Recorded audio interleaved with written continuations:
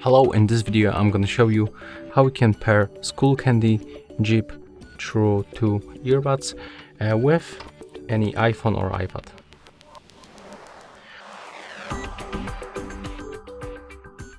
So first of all, before the pairing, remember to charge them for like 20 minutes by using this micro USB port, and also remove this sticker. It will be located right here, and put it on the pins back.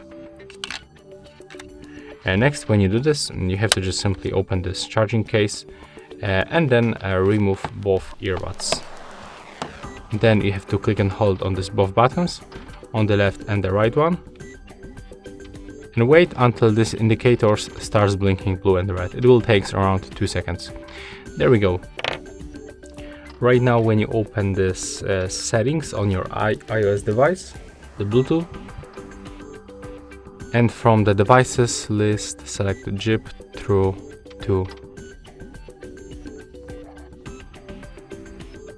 And as you can see right now, we are successfully connected.